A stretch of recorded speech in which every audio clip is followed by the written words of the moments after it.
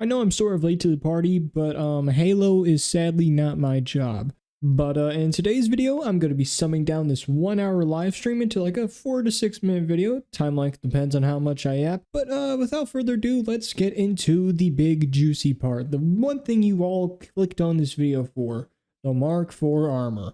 Unlike all the other badass Mark armors, one, it's completely free. You don't have to pay $20 for it. You don't have to grind endlessly for it. You just get it whenever you log into Infinite.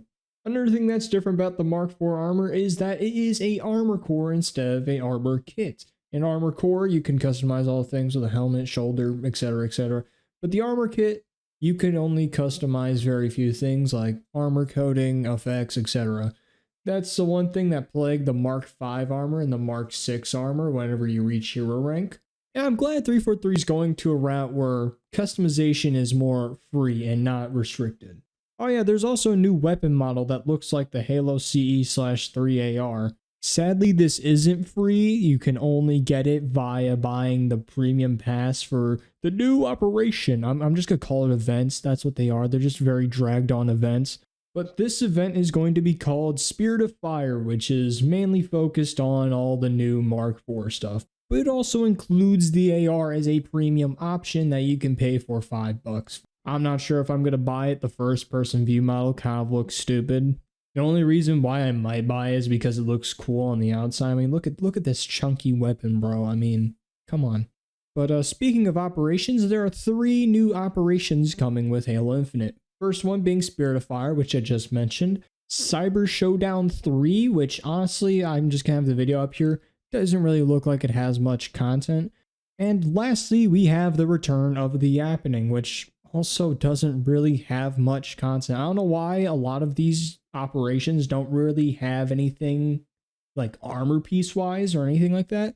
The most I can really see out of these operations is like a couple visors and maybe like a couple shoulder pads. Sure, the return of the Yappening has the grunt helmet, but like I don't really like the look of it. I'm gonna be real. To each their own, but I just don't like it.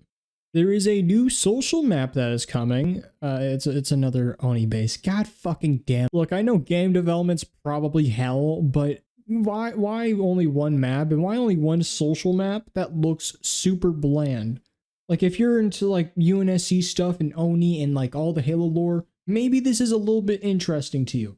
But I don't think I'm gonna load into a game and be like, oh my goodness, Illusion, this is my favorite map.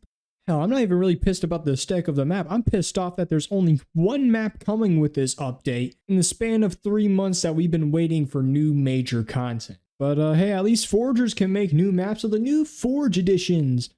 And there's some new small miscellaneous stuff added to Forge, but the 2 main things are the Covenant palettes and the Flood palettes. This makes it to where Forgers can express all of their artistic desires with the Covenant and Flood stuff much easier, and honestly, big props to the Forge team for that. We love artistic expression, and I think a lot of people have been wanting a bunch of Covenant stuff, and especially a lot of Flood stuff, especially with Infection being added in Season 4, and people wanting to make maps surrounded about Infection. So yeah, good job Forge team. But yeah, that's all the new major content that's going to be coming up with this new update. And you're probably looking at the video length right now and you're like, there's still a fourth of the video left. What does this man got to say? And there is one major factor that I have not really mentioned that is going to affect the entire future of Halo Infinite's lifespan. And that is, I have sort of lied to you in the title because there is no Season 6 of Halo Infinite. They're discontinuing the season system. And a lot of people have been expressing their opinions about it. Some people saying that this is going to be the end of Infinite. There's not going to be any seasons anymore. There isn't going to be any content. Some people are expressing that Halo Infinite is still going to be thriving. That is a live service game. It will forever be getting updates. It just won't have the season aspect that it's always had. But to summarize my opinion on it, I don't think that Infinite is dead in the water with seasons being removed, but live service wise, I don't think that this is a good decision. With seasons, they're really good on adding a bunch of major content all at once, which gives a great way to promote the game, not only for new players to come and play, but for already existing players to keep on playing the game. People are going to be less hyped about an event or operation than a season that brings a buttload of content all at once. I think content's still going to be introduced at around the same rate. I don't think that it's really going to slow down. These operation systems probably make it easier for 343 to add new content. But publicity-wise, seasons going away isn't really going to help with player traction. But yeah, that is the summary of the new update that's going to be coming January 30th, which depending on when this is uploaded is a little over a week away. If you all enjoyed or found this helpful, consider liking and subscribing so I know that you guys actually enjoy the content that you're watching. And I'm heading out. Peace.